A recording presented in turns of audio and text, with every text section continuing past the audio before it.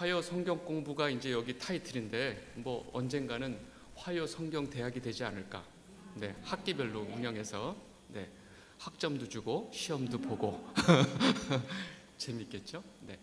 여러분, 오늘은 제가 구약서부터 이제 시작할 건데 전체적인 성경에 대해서 가장 중요한 거를 제가 오늘 여러분들하고 이렇게 그 얘기를 해야 돼요. 이걸 모르면 우리가 시작할 수가 없어서 오늘은 아마 그 내용이 될 겁니다. 그리고 다음 주서부터 제가 창세기 1장 1절서부터 시작을 할 텐데요. 왜 성경을 우리가 알아야 하는가? 결론은 딱 하나입니다. 하나님을 알기 위해서. 여러분, 우리의 지금 제가 그냥 편안하게 말씀드릴게요. 지금 우리 믿음의 현실은요, 믿음하고 미신하고 구분이 안 가요. 믿음인지 미신인지 사실은 구분이 안 갑니다. 목사님인지 무당인지 구분이 안 가요. 여러분, 무당이 하는 모든 패턴들을 목사님들이 그대로 다 해요. 예. 마치 예배를 구판 벌리듯이 벌려요.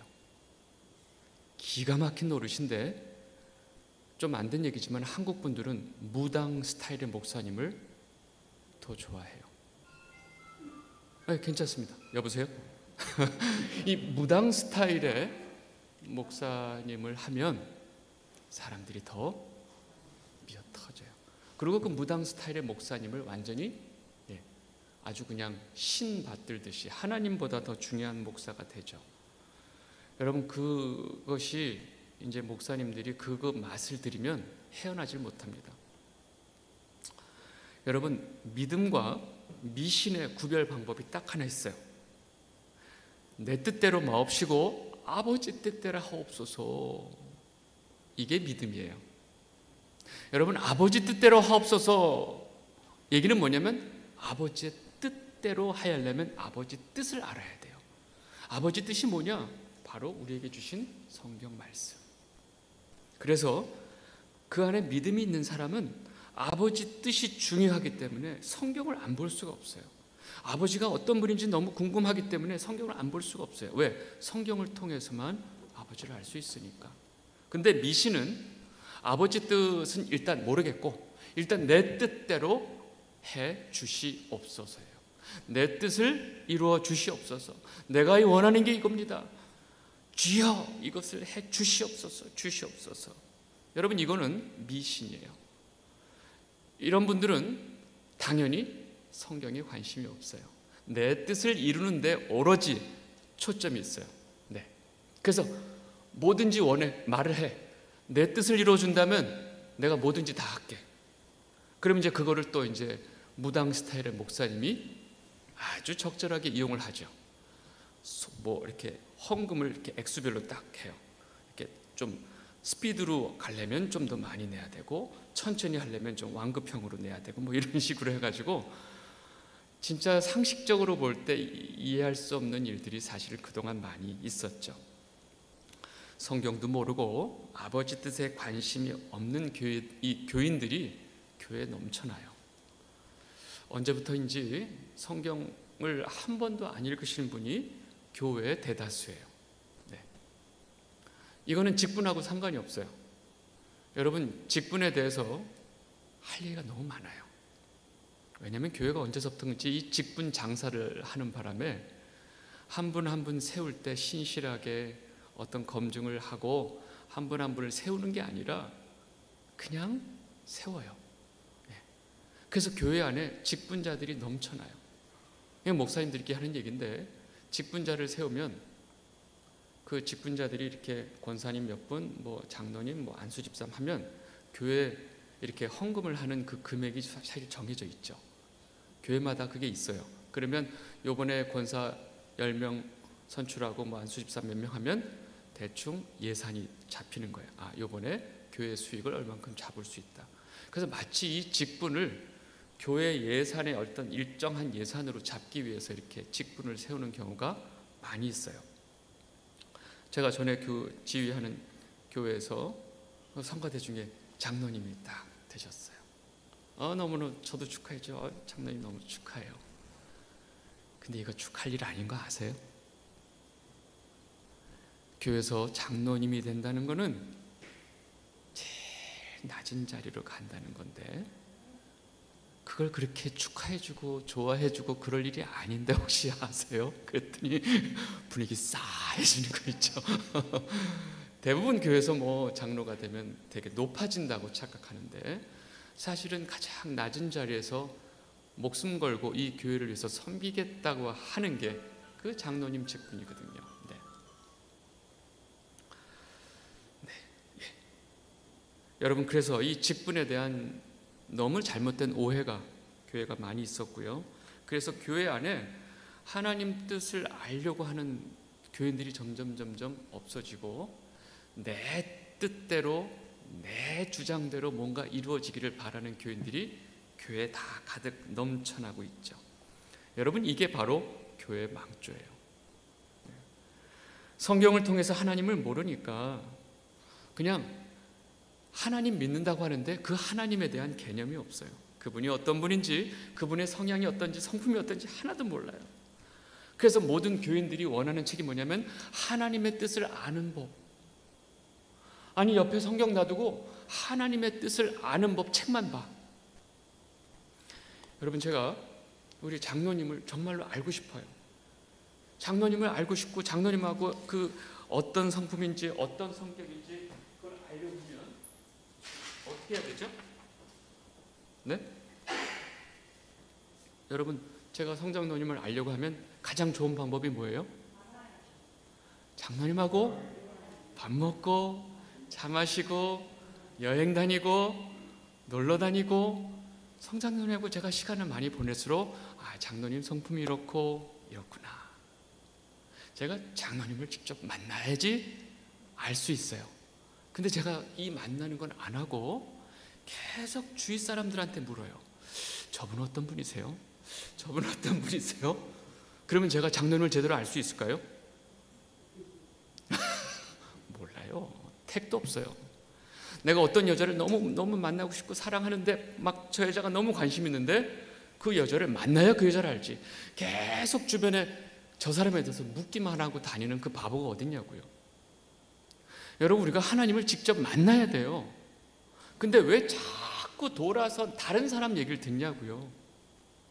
제가 제 얘기를 통해서 하나님을 알라고 하는 게 아니고 여러분들이 직접 성경을 통해서 하나님을 직접 만나야 된다니까요. 너무 얘기 듣지 마세요. 네. 이 방법을 사람들이 성경을 통해서 하나님 아는 가장 직접적인 만나는 하나님이 이 방법을 주셨는데, 이거는 제하고 계속 다른 사람한테 하나님 얘기를 듣는 거예요. 그러니까 하나님에 대해서 왜곡된 생각을 갖고 있는 거죠. 여러분, 칼빈이 이 인간의 이 타락한 마음은 우상 제조 공장이다 이런 말을 했어요. 그러니까 대부분 사람들이 그 마음속에 가지고 있는 하나님은 실제 하나님하고 다르다는 거죠. 내가 원하는 하나님, 나한테 이거 해주셔야 되는 거 알죠? 이런 거 알죠? 자기 머릿속으로 자기가 원하는 하나의 어떤 신을 만들어 놓고 이걸 하나님 하는 거예요. 이거를 칼빈이 뭐라고 얘기한 거예요? 우상. 하나님하고 상관없는 어떤 신을 자기가 만들어 놓은 거죠. 여러분, 그 알라딘 램프 이렇게 비비면 그 파란색 괴물 나오죠. 주인님, 뭘 해드릴까요? 마치 하나님을 그 진이 괴물처럼 생각을 한다는 거죠. 여러분, 우리가 하나님 아버지에 대해서 바르게 알 수 있는 방법은 딱 한 가지, 성경을 통해서. 네. 그래서 우리가 성경을 통해서 성경에서 말씀하시고 계신 하나님이 어떤 분인지 아는 거예요. 그러면 하나님을 모르면 모르는 대로 살지 뭐. 그러면 되죠. 뭐 아는 사람은 뭐 잘난 척하면 되고, 모르면 모르는 대로 또 살지가 아니고, 하나님 모르면 망합니다. 망해요. 여러분, 그 북이스라엘의 마지막 선지자가 누구였죠? 네? 틀려도 괜찮아요. 그냥 막 얘기하세요. 제가 꼭 안 맞아도 제가 북이스라엘의 마지막 선지자. 네. 네. 굉장히 여러분들 얼굴 표정이 굳어지고 있어요. 호세아가 북이스라엘의 마지막 선지자예요. 네. 그 마지막 선지자가 북이스라엘이 멸망하기 전에, 지금 멸망하기 직전에 우리가 지금 망해가고 있으니까 지금이라도 정신 차리라고 외쳤을 거 아니에요. 그 호세아가 뭐라고 외쳤냐면 호세아 4장 1절 2절에 뭐라고 외쳤는지 한번 보겠습니다. 천천히 같이 읽겠습니다. 시작. 이스라엘 자손들아, 여호와의 말씀을 들으라. 여호와께서 이 땅 주민과 논쟁하시나니 이 땅에는 진실도 없고 인애도 없고 하나님을 아는 지식도 없고 오직 저주와 속임과 살인과 도둑질과 간음뿐이요 포악하여 피가 피를 뒤음이라. 이게 북이스라엘의 거의 멸망하기 직전의 모습을 이렇게 보는 거예요. 여기에 뭐가 있어요? 하나님을 전혀 모른다고. 어떻게 이 북이스라엘이 이렇게 하나님을 전혀 모를까? 이 북이스라엘 역사를 조금만 알면 이 북이스라엘이 얼마나 역사가 엉망으로 돼가는지 알 수 있습니다. 그리고 한 절 더, 호세아 6장 6절 같이 보겠습니다. 시작. 나는 인애를 원하고 제사를 원하지 아니하며 번제보다 하나님을 아는 것을 원하노라. 이건 하나님께서 이스라엘 백성들에게 호세아를 통해서 하신 말씀이에요. 너희들 나를 알기를 원한다. 너희들이 그 잘못된 번제, 제사 드리는 거 내가 원하지 않는다. 여러분, 이제 저랑 이 선지자서를 가기 시작하면요, 그 마지막 이스라엘 백성들이 하나님 앞에 어떤 백성이었는지 아주 처절한 이야기들이 나오는데 아주 어렵습니다. 이 북이스라엘의 마지막 선지자가 호세아였고요, 남유다, 북이스라엘은 722년에 아수르가 와서 작사를 내버리죠. 그리고 이제 좀 지나서 남유다 혼자 남았다가 BC 586년에 와서 바벨론의 칼날로 또 남유다가 작살이 나요. 그 남유다 마지막 선지자가 누구였죠? 요거는 아시죠? 네? 제레마야 예레미야가 남유다 마지막 선지자였어요. 이 예레미야를 보면요, 마음이 아파요. 예레미야 5장 1절 2절 같이 한번 읽겠습니다. 시작. 너희는 예루살렘 거리로 빨리 다니며 그 넓은 거리에서 찾아보고 알라. 너희가 만일 정의를 행하며 진리를 구하는 자를 한 사람이라도 찾으면 내가 이 성읍을 용서하리라. 그들이 여호와께서 살아계심을 두고 맹세할지라도 실상은 거짓 맹세니라. 이게 남유다의 마지막 거의 멸망하기 직전의 모습인데 하나님이 예레미야에게 뭐라고 얘기하는 거냐? 너 지금 당장 성으로 뛰어가면서 진리를 구하고 공의를 찾는 자, 정의를 행하면서 진리를 구하는 자 단 한 명만 찾아와봐. 그럼 내가 이 예루살렘 성 멸하는 것을 멈출 테니까. 하나님이 뭐가 있어요 지금? 확신이 있는 거예요. 단 한 명이 없다는 거를. 여러분, 아브라함도 소돔과 고모라 때문에 하나님하고 딜을 했던 거 기억나시죠? 하나님, 의인이 50명이라도 있으면 저기 멸하는 거 좀 그렇지 않나요? 오케이, 50명 있으면 내가 멸하지 않을게. 근데 간 불안해. 45명 오케이, 아니 40명 오케이, 더 불안해. 30명, 20명, 마지막 몇 명까지 가냐면 10명까지 가죠. 하나님, 10명의 의인이 있으면 저 성을 멸하시지 않겠죠? 오케이. 근데 어떻게 됐어요? 멸망당했죠. 유황불에 소돔과 고모라가 멸망을 당했어요. 그러면 또 누가 얘기를 해요? 9명이 있었을 거야. 아니요, 한 명도 없었어요. 여러분, 제가 이 예레미야 5장 1절 말씀을 보면서 무슨 생각이 들었냐면요, 이건 저하고 여러분들하고 정말 나누고 싶은 얘기인데요, 우리 뱀의 머리가 되지 말고 용의 머리가 되게, 뱀의 꼬리가 되지 말고 용의 뱀의 머리가 되지 말고 용의 꼬리가 되게 해주세요. 막 크게 되게 해주세요. 막 이런 얘기 하잖아요. 큰 일을 하고 큰 주의 종이 되고. 하나님이 원하는 거는 그냥 저 한 사람이 하나님의 정의를 찾고 진리를 구하는 거예요. 내가 하나님 앞에 신실함을 가지고 있는 게 이 나라를 살리는 거지, 내가 나가서 막 큰일하고 그런 게 아니라고요. 여러분, 이 나라가 망가져 갈 때 저는 기도했어요. 하나님, 이 땅의 곳곳에서 아무도 모르지만 처박혀서 자기 골방에서 울면서 이 나라를 위해서 기도하는 하나님의 백성들을 보시고 그들의 기도를 들어주세요. 여러분, 저와 여러분이 대단해서 이 교회가 막 전 세계 유명한 교회가 되고 막 몇천 명이 몰려들고 수십만 명이 몰려들어서 그걸 원하는 게 아니고요. 저와 여러분 한 사람 한 사람이 하나님 앞에 정의를 행하고 진리를 구하는 자, 예수 그리스도의 진리를 붙잡는 자가 되는 게 제일 중요하다니까요. 그것이 이 나라를 구하고요, 이 교회를 살리는 길이에요. 제가 처음에 설교할 때 그런 마음이 있었어요. 부끄러운 마음이지만 아무도 분명히 제가 하는 설교는 아무도 안 들을 거라는 확신이 있었거든요. 제가 누군데 봐요. 아무도 모르는데 저 혼자 유튜브에 슬쩍 올리고 누가 보겠어요. 안 볼 거라는 확신이 있었어요. 근데 아무도 안 볼 거라는 저는 확신을 가지고 했어요. 그러니까 이제 하면서 하나님, 아무도 모르고 아무도 안 보지만 이 구석대기에서 하나님 이렇게 제가 하나님 말씀 선포하고 있는 거 하나님 마음에 드세요? 하나님 마음에 들면 전 오케이. 그게 제 처음 마음이었어요. 하나님이 야 자식 이런 놈이 다 있네, 마음에 들어. 그냥 하나님만 마음에 들면 좋을 거라고 생각했어요. 여러 사람이 와서 은혜 받아 관심 없었어요. 제가 그 마음으로 하나님이 듣기에 좋은, 하나님 제가 이 성경 제대로 얘기했죠. 하나님 마음 제대로 얘기했죠. 그냥 하나님 마음이, 제가 혼자 떠드는 얘기지만 그거 듣고 하나님 마음이 기쁘셨으면 좋겠다 생각했어요. 여러분, 우리 사람이 가장 행복할 때가 언제인 줄 아세요? 대부분 우리 어르신네들이 예전에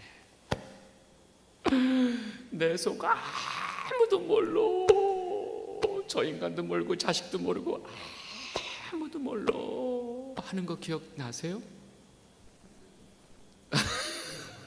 근데 그분이 사실 하루 종일 떠들어. 근데 항상 내 마음을 알아주는 사람이 없는 거. 여러분, 이건 여자뿐만 아니라 남자도 그래요. 누군가 내 마음을 속 시원히 아주 깨끗이 이해를 해주면 그것처럼 좋은 게 없어요. 여러분, 같이 사는 사람이 내 마음을 이렇게 이해해 줄 때가 가장 행복할 때예요. 우리는 누군가 내 마음을 다 이해해 줄 때가 가장 행복해요. 근데 우리가 누굴 닮았는지 아세요? 하나님 닮았어요. 하나님이 가장 좋은 게 하나님 마음을 우리가 잘 이해하는 걸 하나님이 가장 좋아하신다는 거예요. 다른 거 필요 없다니까요. 말씀 보면서 하나님이 이거를 원하셨구나, 하나님이 정말 원하시는 게 이거였구나, 하나님 마음이 이르셨구나. 여러분, 그걸 아는 것만으로도 그냥 알면 돼요. 그걸 모르니까 우리가 맨날 엉뚱한 짓을 하는 거죠. 예레미야 5장 30절 31절에 이런 말씀이 있습니다. 다 같이 한번 읽겠습니다. 시작. 이 땅에 무섭고 놀라운 일이 있도다.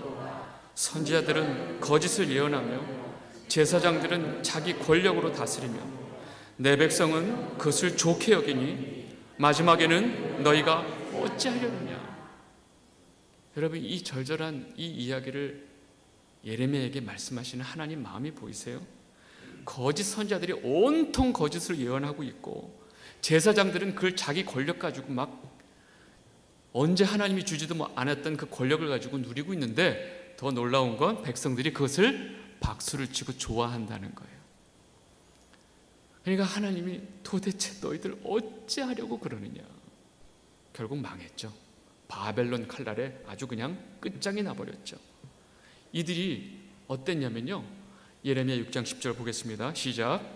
내가 누구에게 말하며 누구에게 경책하여 듣게 할꼬. 보라, 그 귀가 할례를 받지 못하였으므로 듣지 못하는도다. 보라, 여호와의 말씀을 그들이 자신들에게 욕으로 여기고 이를 즐겨 듣지 아니하니. 하나님 말씀을 전해주면 왜 재수없게 욕하지 마 하고 욕으로 여긴다는 거예요. 그래서 선지자들이 하나님 말씀을 전하는데 돌을 던지고 입 닥쳐 하고 그냥 때려버리는 거예요. 이게 남유다 마지막 멸망하기 직전의 상황이었어요.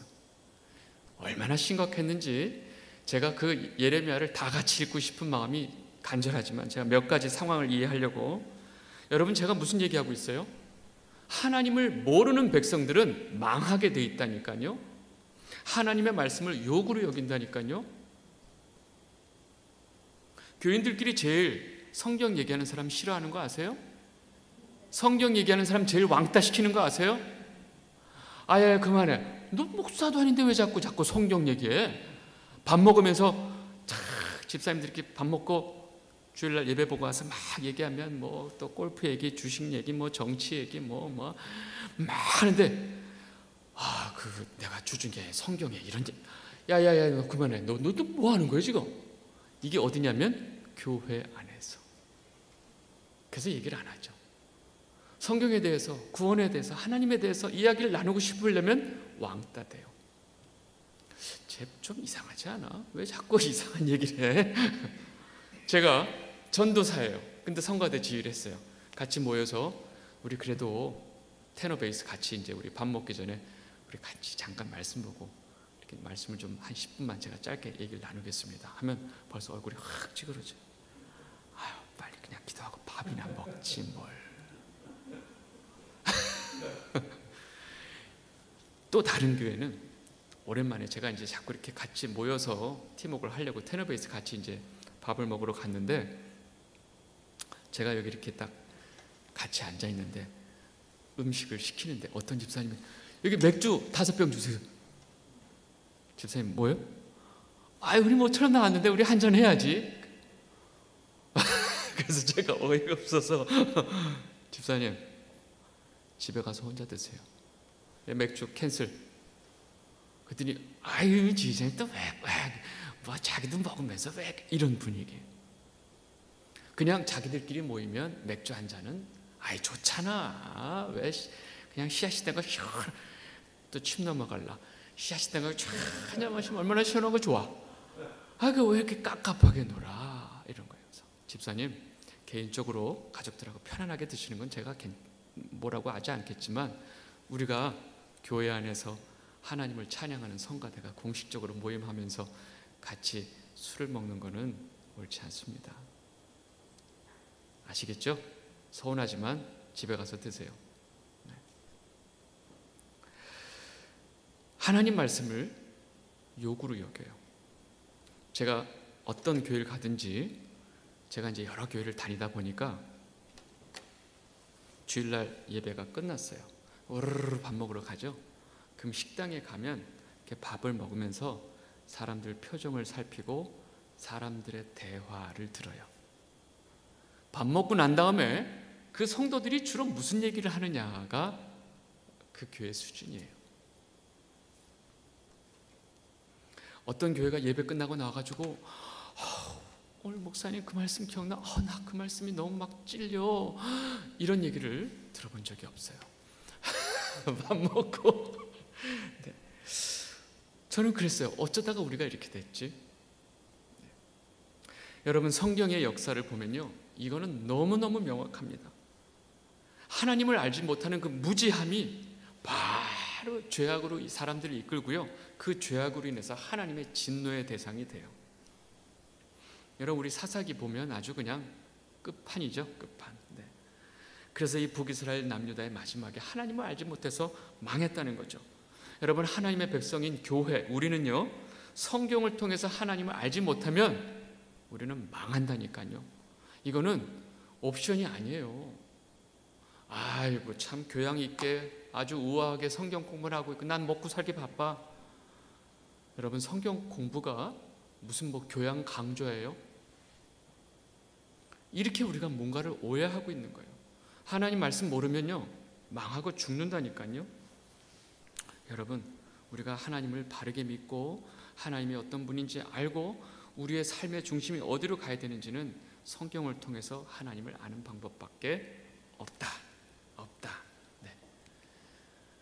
여러분 제일 이제 중요한 주제입니다. 성경의 주제가 뭐냐? 성경 전체를 어떤 주제를 가지고 갔냐? 여러 가지 얘기할 수 있지만 제일 핵심이 되는 제가 말씀을 드리겠습니다. 성경은 처음서부터 끝까지 예수 그리스도. 성경은요, 하나님과 하나님의 아들 예수 그리스도만을 얘기하고 있어요. 제가 어렸을 때 어떤 목사님이 성경은 전부 예수 그리스도야. 근데 제가 어렸을 때 무슨 너 오바 아니야? 제 속으로 그렇게 생각했어요. 그 창세기에 무슨 예수님이 나와? 구약 내내 예수님 소리도 안 나오는데 무슨 성경 전체가 예수 그리스도야? 저건 좀 오바다. 저는 그렇게 생각했어요. 근데 나중에 시간이 가면서 정말로 성경 전체가 예수 그리스도를 말하고 있다는 것을 확인하고 내가 확신이 들 때까지는 설교를 못 하겠더라고요. 정말로 성경 창세기 처음서부터 요한계시록 끝까지가 이 예수 그리스도로 귀결되고 있다는 이 성경의 내용을 제 스스로 확신을 갖기 전까지는 설교를 못 하겠더라니까요. 그래서 그것이 딱 보이는 순간에 아멘 하고 제가 성경 어디를 설명해도 이 성경이 어디로 향하고 있는지를 제가 설명을 할 수 있게 되더라고요. 여러분, 성경은 행여나 인생의 지혜, 관계 기술, 아주 예수 이름을 5만 대 다 써요. 아주 그냥 책방 가면 5만 대 다 쓰는데, 인생 사용 설명서 이런 거, 아주 수준 높은 윤리 도덕, 이렇게 성경을 이해하면 그 사람은 성경에 아무것도 보지 못하는 거죠. 사실은 정확하게 말하면 모든 성경이 예수님을 모형하고 예수님을 묘사하고 예수님만 설명하고 있어요. 예수님께서 직접 하신 말씀인데 누가복음 24장 44절 보겠습니다. 같이 읽겠습니다. 시작. 또 이르시되 내가 너희와 함께 있을 때에 우리에게 말한 바 곧 모세의 율법과 선지자의 글과 시편에 나를 가리켜 기록된 모든 것이 이루어져야 하리라 한 말이 이것이라 하시고. 여기 보세요. 모세의 율법, 모세오경이죠. 그죠? 선지자의 글, 선지자서죠. 시편, 그 시가서죠. 그럼 구약 다잖아요. 그죠? 구약 전체가 뭐예요? 나를 가리켜 기록된 모든 것이라고 지금 예수님이 말씀하고 있는 거예요. 구약 전체가 무엇을 얘기하고 있다고요? 예수 그리스도. 여러분, 제가 열심히 구약을 창세기서부터 여러분들하고 같이 설명을 할 건데요, 저걸 설명하는 거예요. 이 성경의 내용이 어디로 향하고 있는지를 제가 그거를 보여드리고 싶어서, 그게 초점이에요. 여러분, 구약 전체를 통해서 예수님을 그림자로 보여주셨어요. 예를 들자면 아담과 하와가 죄를 짓고 이제 나무 뒤에 숨었다가 하나님이 알고 난 다음에 아담과 하와에게 뭘 입히시죠? 가죽옷, 모피를 입히죠. 진도 모피인지는 어딘지 모르겠지만 모피를 입혀요. 가죽옷을 입혀요. 여러분, 가죽옷을 입힌다는 것은 그 동물을 죽였다는 거죠. 그 동물을 죽이면 뭐가 나와요? 피. 한 생명을 죽여서 피를 흘린 대가로 그 죄를 지은 아담과 하와를 덮어주시는 거예요. 여러분, 그 가죽옷을 지어 입힌 그 스토리 안에 인간의 죄를 어떤 다른 생명이 피를 흘리고 그 죄를 덮을 수밖에 없다고 하는 이 하나님의 복음의 메시지가 들어가 있는 거예요. 그럼 피를 흘리고 우리의 죄를 덮어주신 분이 누구예요? 예수 그리스도. 여러분, 그 노아하고 그 방주에 탄 사람이 몇 명인지 아시죠? 8명이에요. 노아 부부 아들 3명하고 자부해서 8명이 노아 방주 타거든요. 그러면 별이 5개가 아니라 입이 몇 개요? 8개. 그렇죠? 배선자 아세요? 그럼 배 주자 옆에 입구가 8개. 그게 배선자죠. 한자에. 제가 그 얘기를 하는 게 아니라 모든 인간들, 생명 있는 모든 기식 있는 모든 생명체가 그 노아의 홍수로 다 죽죠. 그 다 죽는데 그 방주가 그 8명의 생명을 감싸고 있죠. 근데 그 8명은 그 안에서 뭘 했죠? 그냥 안에 있을 뿐이에요. 여러분, 우리가 예수님을 믿을 때 항상 영어로 뭐냐면 believe in이죠. 예수 안에. 너희가 내 안에, 내가 너희 안에 거할 때 너희는 비로소 열매를 맺을 것이다. 항상 우리가 예수님 안에 거하기를 예수님께서 말씀하시죠. 그래서 우리는 예수님 안에 거하는 거예요. 그리고 예수님이 또 우리 안에 거하는 거예요. 이게 뭐예요? 하나란 얘기죠. 네, 그 개념이 다 연결되고 있다는 거죠. 그래서 히브리서에 뭐라고 얘기하냐면, 우리 한번 1장 1절 2절 같이 보겠습니다. 시작. 옛절에 선지자들로 여러 모양으로 우리 조상들에게 말씀하신 하나님이 이 모든 날 마지막에 아들로 우리에게 말씀하셨으니 이 아들을 만유의 후사로 세우시고 또 저로 말미암아 모든 세계를 지으셨느니라. 아멘. 마지막에 아들로 우리에게 모든 것을 다 설명을 해주셨어요. 그게 뭐냐면 하나님의 이 구약의 계시는 마지막 예수님이 이 땅에 오심으로 그 모든 것이 다 성취가 된 거죠. 그래서 예수님을 보고 구약의 모든 언약이 완성이 됐다는 것을 알 수 있는 거죠. 그래서 예수님의 이 사역을 보면 구약의 모든 그림자들이 이제 그림자가 아니고 실체를 보는 거죠. 그래서 구약의 모든 사건들이 예수님의 그림자였던 거죠. 네. 우리가 그것을 봐야 된다는 얘기죠. 네. 그래서 구약 내내 말씀하셨던 그 그림자의 형체를 보니까 얼마나 놀라운 일이냐고요. 근데 우리는 그 예수님을 본 사람들이에요. 구약의 많은 백성들은 그 예수님을 보지 못했죠. 그래서 구약에 관한 이 모든 계시는 예수 그리스도가 이 땅에 오심으로써 완성이 되었다. 그래서 기독교, 예수 그리스도를 믿는 기독교의 핵심은 바로 이 예수 그리스도를 믿는 믿음으로 시작이 되는 거죠.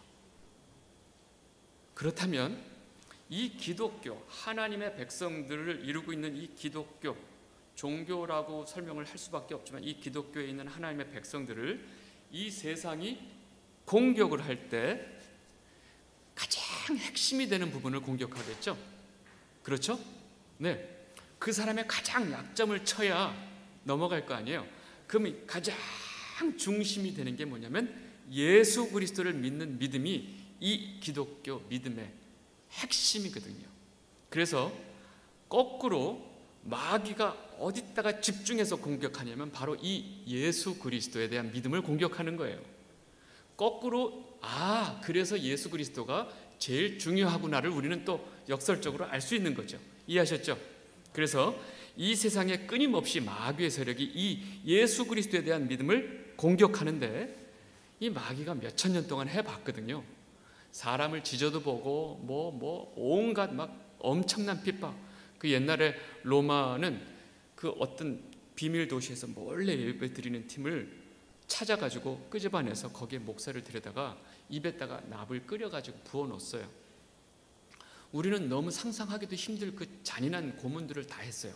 인류 역사에 고문 기구가 발달될 때가 뭐냐면 이 예수쟁이들 고문하느라고 그 고문 기구가 다 발달이 됐어요. 죄수가 아니고.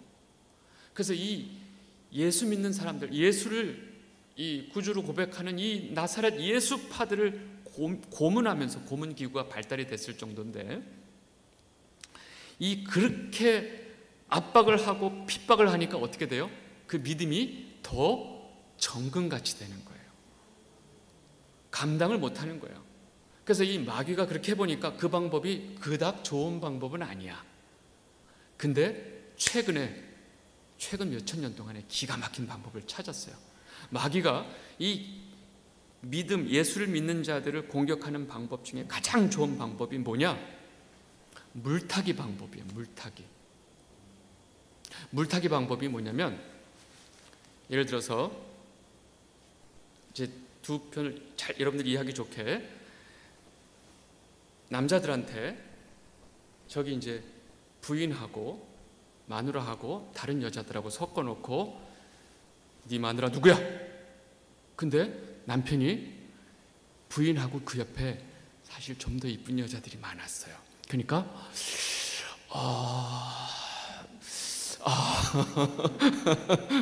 헷갈리는 거야. 대답을 누구야 네 마누라? 그런데 저 여자 같기도 하고 아닌 것 같기도 하고 이러고 있어요. 그럼 여러분들 그 남편 어떻게 하고 싶어요? 그대로 얘기해 보세요. 어떻게 하고 싶어요? 그냥 가서 귓방망이로 날려버리고 싶겠죠? 나를 몰라보고 다른 여자들하고 누가 마누라인지 여러분, 거꾸로 남자 입장에서 부인을 내놓고 여러 남자들 서놓고선 부인한테 당신 남편 누구야? 근데 나보다 키 크고 잘생기고 막 식스팩도 있고 난 원팩인데 식스팩 있는 막 있으니까 부인이 갑자기 막 혼란스러워. 저는 같긴 한데 아닌 것 같기도 하고 이 남자면 좋겠는데 이러면서 자기 남편 말하는 것을 주저하고 있어요. 얼마나 빡칠까요? 실제로 그 상황이 된다면 상상을 못하겠죠. 이게 제가 사탄의 물타기 작전을 설명하는 거예요. 여러분, 자유신학자들이 예수 그리스도의 이 신앙을 물타기 작전으로 뭐냐면 예수를 전면 부인하는 게 아니라 예수를 위대한 성인이라고 말을 해요. 그럼 뭐예요? 다른 위대한 성인들과 같은 레벨로 노는 거예요. 여러분, 어떤 사람이 어떤 위험한 상황에서 그렇게 질문했을 때 난 다른 여자 다 필요 없고 내 아내, 내가 사랑하는 저 여자가 내 아내야. 난 목숨 걸고 네가 뭐라고 그래도 저 여자가 내 아내야 라고 말해야 되는 거 아니에요? 아내가 목숨 걸고 다른 놈 다 필요 없고 저 사람이 내 남편이고 저 사람 말고는 나 필요 없어 이렇게 말해야 되는 거 아니에요? 그 다음서부터는 둘의 관계가 달라지는 거지. 여러분, 여기서 예수 꼭 예수 아니더라도 위대한 성인이 많아 이렇게 물타기 작전을 하는 거예요. 이게 신학을 한다고 하는 인간들이 요짓거리를 하는 거죠. 예수님을 다른 종교의 인물들과 비교 선상에서 놓으면서 비슷한 하나의 인간 레벨로 예수님을 잡아 당겨가지고 물타기를 해버리는 거예요. 여러분, 절대로 부정을 안 하지만 그냥 섞어찌개로 해서 그 정체성을 다 흐트러버리는 작전. 이게 사실 초대교회에서 그 영지주의가 그랬어요. 그 하나님이 얼마나 거룩하신데 이 부정한 인간의 몸을 입고 오실 수 있어. 그러면서 예수님을 그런 식으로 부정을 하는 거죠. 육신을 입고 오신 예수님을. 여러분, 이러한 마귀의 작전이 아주 교묘합니다. 그래서 초대교회에 이런 영지주의를 타고 들어오는 그 예수님을 물타기 하면서 예수님의 계속 예수님의 하나님의 아들이신 예수님이 인간의 몸을 입고 오신 이 부분을 계속 혼란을 시키는 거예요. 그래서 이단들이 계속 그것을 혼동을 시키는데 너무 그게 심하니까 요한이 그 마지막 교회를 편지를 쓸 때 뭐라고 얘기하냐면 2장 22절 23절 같이 보겠습니다. 시작. 거짓말하는 자가 누구냐? 예수께서 그리스도이심을 부인하는 자가 아니냐? 아버지와 아들을 부인하는 그가 저 그리스도니 아들을 부인하는 자에게는 또한 아버지가 없으되 아들을 시인하는 자에게는 아버지도 있느니라. 명확하죠. 예수께서 그리스도이심을 부인하는 자들이 누구라고요? 적그리스도. 아버지와 아들을 부인하는 자. 하나님 아버지와 그의 아들 예수 그리스도를 부인하는 자가 적그리스도. 성경이 너무 명확하게 말하고 있어요. 그리고 예수가 그리스도, 즉 메시아죠. 메시아하고 그리스도가 같은 말이에요. 메시아는 우리를 구원해 주실 수 있는 구세주, 세이비어. 그것이 예수 그리스도라고 우리가 표현을 하는데 그것을 부인하는 자가 적그리스도다. 그래서 요한복음에서 예수님께서 뭐라고 얘기하시냐면 요한복음 14장 6절 시작. 예수께서 이르시되 내가 곧 길이요 진리요 생명이니 나로 말미암지 않고는 아버지께로 올 자가 없느니라. 아멘. 도마가 어디로 가시는데요? 그러니까 예수님이 내가 곧 길이요 진리요 생명이니 나를 통해서 아버지께로 갈 수 있다. 이 말 이해가 되세요? 우리가 하나님께 나갈 수 있는 유일한 길 대신 예수님. 여러분, 진리가 뭐예요? 예수 그리스도. 베리탁스 룩스 메아, 진리가 너희를 자유케 하리니. 대학마다 다 써 있어. 진리 탐구의 뭐 대학. 여러분, 그렇게 잘났다고 하는 그 진리를 탐구하는 자들이 그 성경 말씀도 몰라요. 여러분, 진리이신 예수님께서 죄의 종이었던 우리를 자유를 주시는 것을 진리가 너희를 자유케 하리니, 그 말씀을 하신 거예요. 이 말씀을 엉뚱한데 대학에다 갖다 붙여서 우리가 진리를 통해서 우리가 자유를 얻겠다. 여러분, 성경 말씀은 그 뜻이 아니에요. 예수 그리스도가 우리에게 자유를 주신다는 거죠. 왜? 우리는 원래 죄의 종이었으니까. 대학에 써 있는 그 진리가 너희를 자유케 하리니, 이 뜻은 엉터리예요. 그리고 사도행전 4장 11절 11절 다 같이 읽겠습니다. 시작. 이 예수는 너희 건축자들의 버린 돌로서 집 모퉁이에 머퉁이 돌이 되었느니라. 다른 이로서는 구원을 받을 수 없나니 천하 사람 중에 구원을 받을 만한 다른 이름을 우리에게 주신 일이 없음이라 하였더라. 여러분, 이 말씀에 대해서는 크게 아멘을 하셔야 됩니다. 아멘. 여러분, 여기서 흔들리면요 다 잃어버리는 거예요. 여러분, 어떤 가정을 지칭할 때 그 가정이 아파트가 몇 평인지, 그것이 자가인지 전세인지 월세인지 이게 중요해요? 그걸 얘기하나요? 전세 사는 세 사는 사람은 가정이 아니에요? 우리가 말하는 가정은 뭐예요? 엄마, 아빠, 아들, 딸, 그 사랑하는 가족들이 가정 아니에요? 그럼 이 가정이 자가집이 없으면 가정이 아니냐고요. 여러분, 우리가 이렇게 뻔히 알면서 사람이 사랑하는 그 관계가 가정이고, 교회는 예수 그리스도를 머리로 하고 있고 예수 그리스도를 나의 구주로 고백하는 그 백성들이 교회라니까요. 여러분, 근데 우리가 우리의 머리 대신 예수님을 부인해버리면 그걸 교회라고 말할 수 있어요? 없어요. 제가 왜 이 얘기를 이렇게 강조하냐면, 그렇게 머리를 잘라버린 교회가 너무 많다니까요. 예수 그리스도를, 교회의 머리 대신 예수 그리스도를 그냥 빼버리고 자기네들끼리 교회를 하겠대요. 근데 이런 교회가 너무 많아요. 여러분, 이렇게 성경 전체가 예수 그리스도를 말하고 있고 예수님이 말하고 있고 성경 곳곳에 나 외에는 아버지께로 이를 자가 없다, 구원의 길을 예수 그리스도 이름 외에는 준 것이 없다라고 말을 하는데, 어떻게 기독교 목사가 이 말씀을 부인하고 있나요? 여러분, 예수만이 우리를 구원할 수 있는 그리스도임을 부인하는 것은 하나님 말씀을 부인하는 거, 예수 그리스도를 부인하는 자들이에요. 놀랍게도 이런 사람들이 교회 안에 깊숙이 많은 교회에 들어와 있다는 거죠. 여러분, 다원주의라고 들어보셨어요? 에큐메니칼, 영어로 하면 좀 그럴듯해 보이나? 에큐메니칼 다원주의. 이게 뭐예요? 뻔히 하는 얘기. 야, 그 남산 올라가는데 꼭 길이 하나냐? 이리로도 올라갈 수 있고 저리로도 올라갈 수 있고, 구원이란 그런 거야. 왜 꼭 예수 그렇게 배타적으로 놀아? 아니, 여기를 통해서도 구원 있고 여기를 통해서도 우리가 다. 여러분, 이 사람들이 말하는 구원은 인간이 공적을 쌓아서 해탈의 경지가 이른다는 종교적인 개념이에요.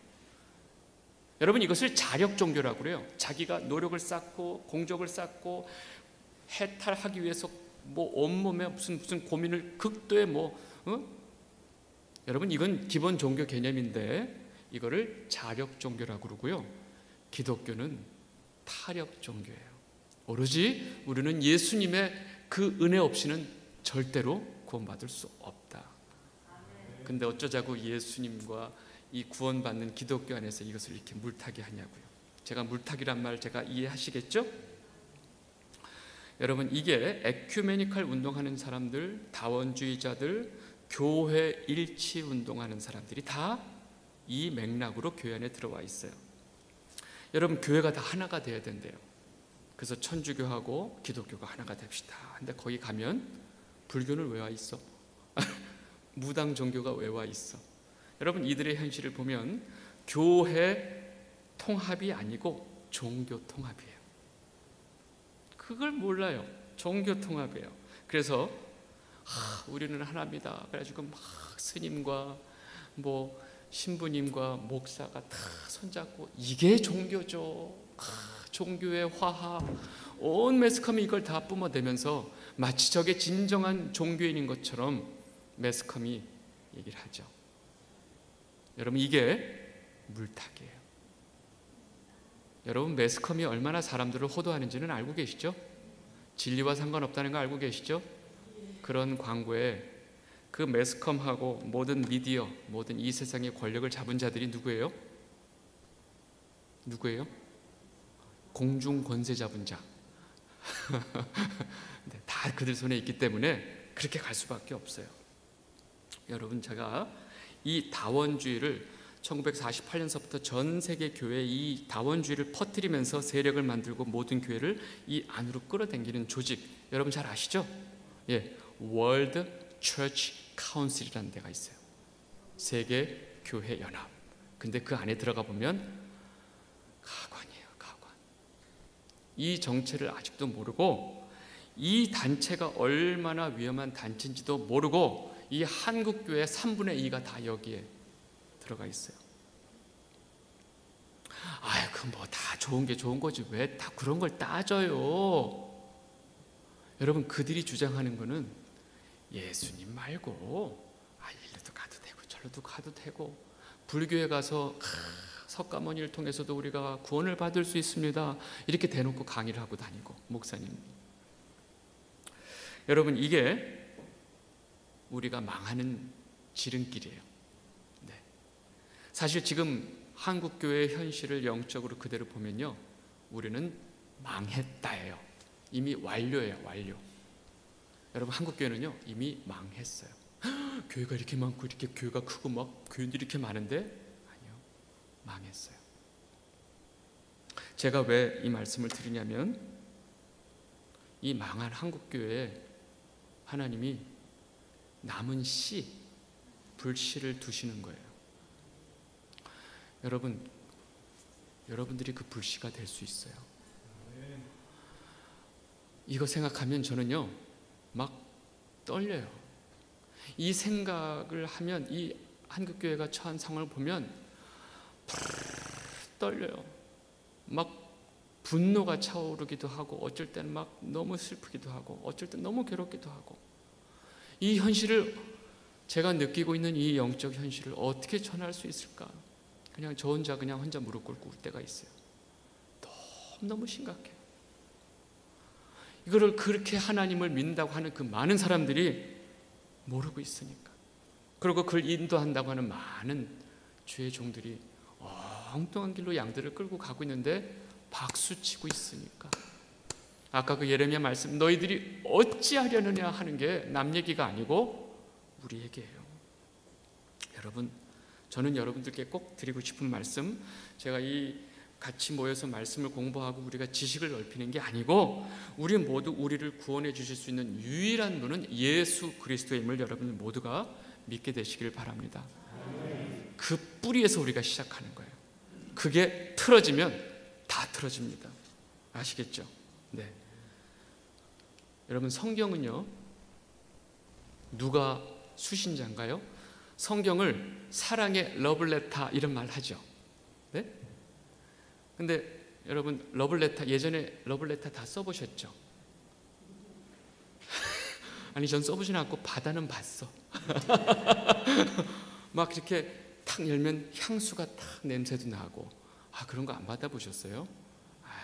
사실 저도 써봤죠. 예전에는 저는 대학교 때 학보 아시죠? 학보란 말 너무 어려워. 학보에다가 이렇게 그 학교 그 레포트 용지에다가 그렇게 러블레터를 썼던 기억이 나는데, 러블레터가 아니죠. 이게 서로의 마음을 그렇게, 이 러블레터를 쓰는데 제가 모든 여자들한테 러블레터를 써요. 알고 봤더니 나한테만 보낸 게 아니라 이놈이 우리과 모든 여자들한테 다 보냈어. 그 편지 보고 너무 심쿵했는데 이놈이 나한테만 보낸 게 아니야. 그럼 그게 러블레터가 돼요? 돼요, 안 돼요? 안 되죠. 이 썩을 러브 가가지고 가서 막 하죠. 여러분, 하나님의 메시지, 이 사랑의 메시지가요, 모든 인간들한테 가는 메시지일까요? 아니에요. 이걸 아직도 몰라요.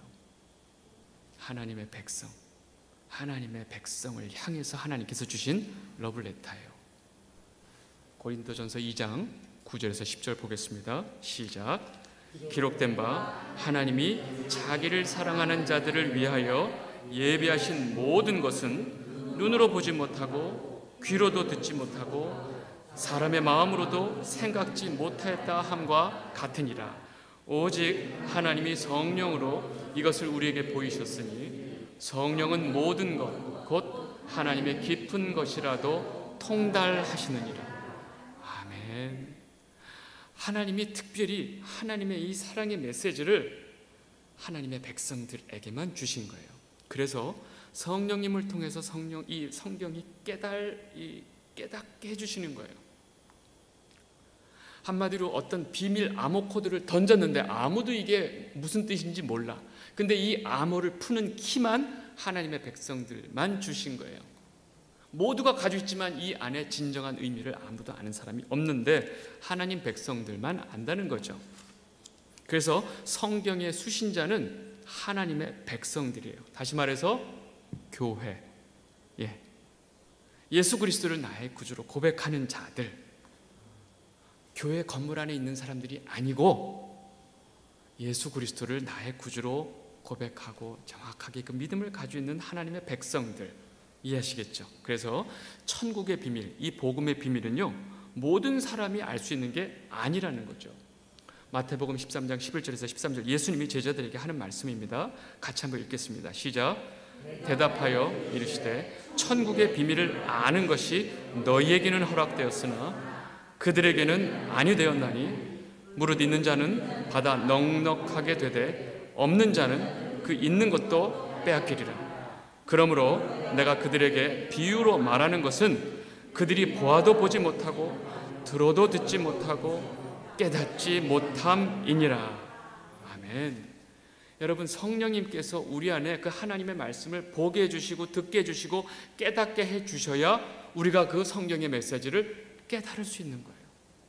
박사학위가 해결해 주는 게 아니에요. 박사학위가 10개 있어도 성경을 깨닫지 못해요. 기억자, 난 놓고 기억자도 모르는 할머니가 복음을 깨달아요. 그분은 전도할 때 어떻게 하는 줄 알아요? 와봐 한마디예요. 그럼 다 끌고 와요. 예수 그리스도가 이렇게 막 논리적으로 설명 안 해. 어이 와봐. 그리고 끌고 가. 예수. 그러면 다.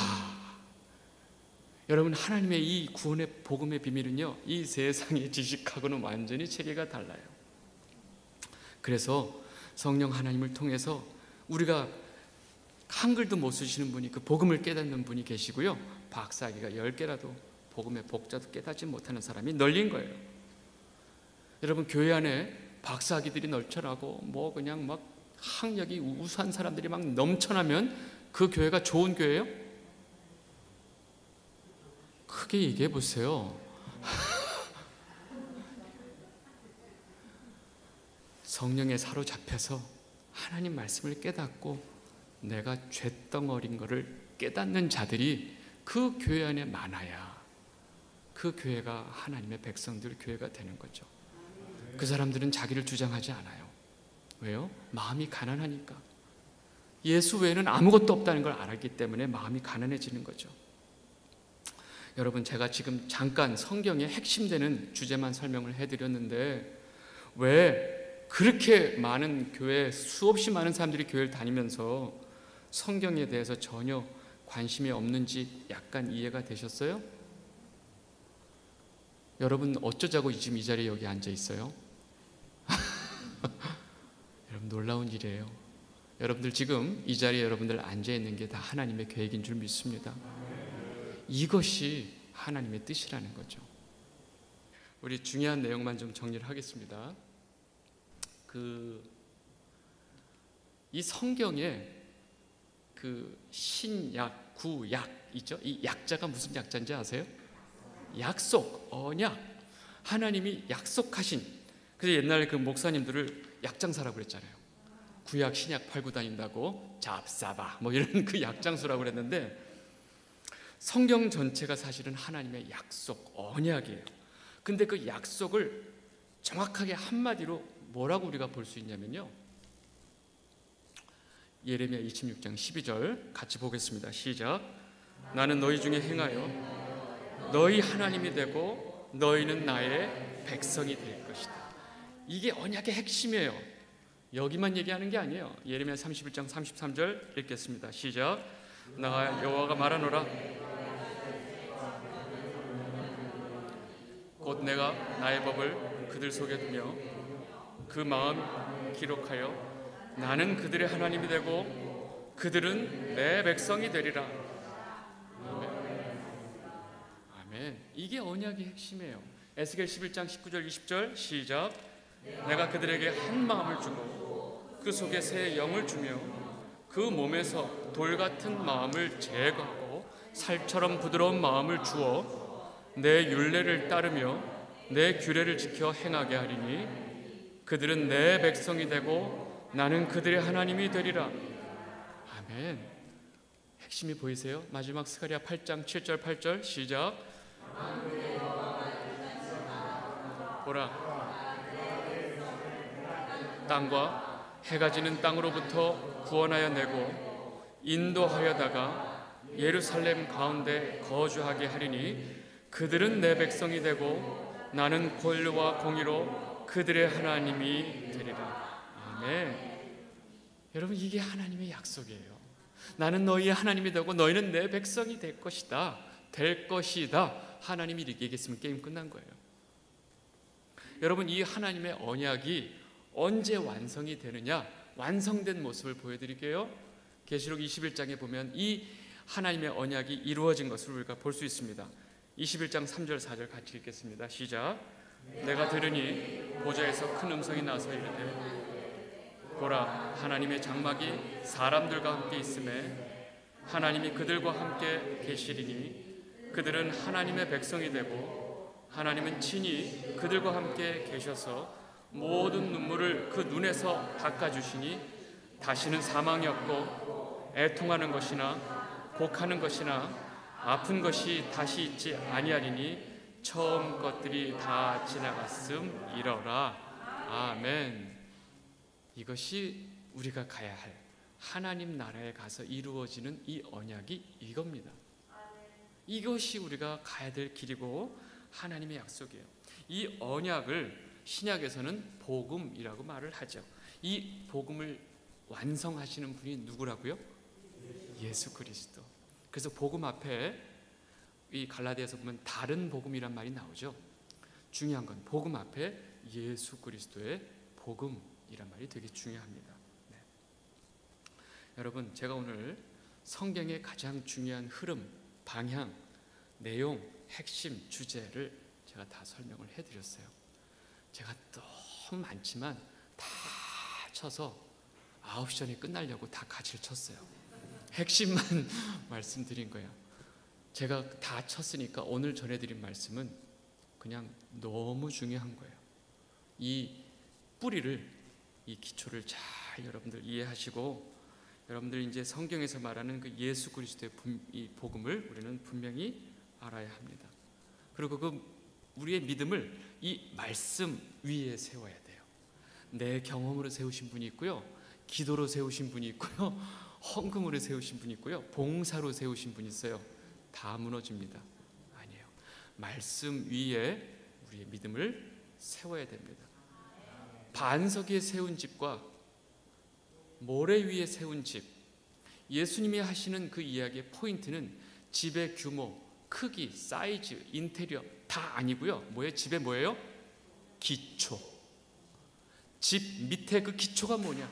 우리들의 믿음의 기초가 뭐냐가 제일 중요한 거예요. 겉으로 드러나는 화려한 모든 주의 이름으로 권능을 행했고 주의 이름으로 귀신을 쫓았고 내가 주의 이름으로 선지자 노릇했나이다. 이 불법을 행하는 자들아, 내게서 멀리 떠나가라. 여러분, 겉으로 드러나는 그 화려한 것이 중요한 게 아니라 우리가 어떤 기초를 가지고 하나님 앞에 예배하고 찬양하고 교회를 섬기느냐가 중요하지. 내가 교회 40년을 섬겼어요. 내가 교회 50년을 이 교회를 내가 벽돌 날랐어. 이런 얘기 가지고 아무리 자기를 잘난 척을 해봐야 그 기초가 잘못되어 있으면 예수님 앞에 뭐가 돼요? 불법이 되는 거예요. 여러분들의 그 인생의 모든 수고가 불법이 되는 거를 되면 안 돼요. 예전에 천국에서 온 편지라는 그 소설이에요. 소설이 기독교계를 강타했어요. 제가 대학생 때니까 80년대 였죠. 김 집사가 죽었어요. 눈을 뜨는데 불안해. 여기가 지옥이면 어떡하지? 나 그래도 집사인데. 소설이에요. 눈을 떴는데 지옥이야. 창피해가지고 거기를 다니고 있는데 저기 보니까 낯익은 얼굴이 있어. 오늘 박 집사님 어떻게? 이 장로님도 와셨어. 장로님 만나고 집사님 만나고 교인들 다 거기서 만나고 있어. 만나고 있는데 장로님이 그러는 거예요. 목사님도 오셨어요. 여러분, 이 소설이 한국교회를 강타를 했어요. 우리는 지금 이 얘기를 웃고 있지만 실제로 지옥에서 이 일이 벌어지면 이게 웃을 일인가요? 그때 목사님 멱살 붙들고 네가 우리를 이 지옥으로 인도했냐 하면 해결이 돼요? 안 돼요. 목사님을 거기서 막 두들겨 팬다고 해결이 돼요? 안 돼요. 여러분, 이 문제는요, 사느냐 죽느냐의 문제지 뭐 좀 나한테 좋고 이롭고 이런 문제가 아니라니까요. 여러분, 올바로 우리들의 믿음이 예수 그리스도의 복음 위에 세워지기를 진심으로 바랍니다. 제가 기도하겠습니다. 하나님, 감사합니다. 우리들이 무엇이 간데 이렇게 저희들에게 은혜를 주시고 이 어려운 시기에 이 어려운 상황 속에서 이 예수 그리스도의 복음을 듣게 하십니까? 아버지 하나님, 이제까지 우리가 어떤 삶을 살아왔는지 뒤돌아보게 해주시고 앞으로의 삶은 오로지 예수 그리스도를 나의 구주로 고백하는 믿음 위에 우리의 믿음을 세워나갈 수 있도록 인도하여 주시옵소서. 아버지 하나님, 그 믿음이 이 새사람 교회의 기본이 되게 하시고 반석에 세워지는 다시 집을 짓는 교회가 되게 하여 주시옵소서. 아버지 하나님, 우리가 그동안 행했던 모든 일들을 주님 앞에 다 회개하게 해 주시고 무엇이 중요한지를 붙들고 살아가는 저희들 되게 하여 주시옵소서. 우리가 끝까지 인내를 가지고 하나님의 말씀을 통해서 하나님 아버지를 알길 원합니다. 성령 하나님을 역사해 주시고 말씀을 통해서 하나님을 깨닫고 하나님의 마음을 우리가 알 때까지 저희들에게 역사하여 주시옵소서. 감사하고 이 모든 말씀 예수 그리스도의 이름으로 기도드렸사옵나이다. 아멘.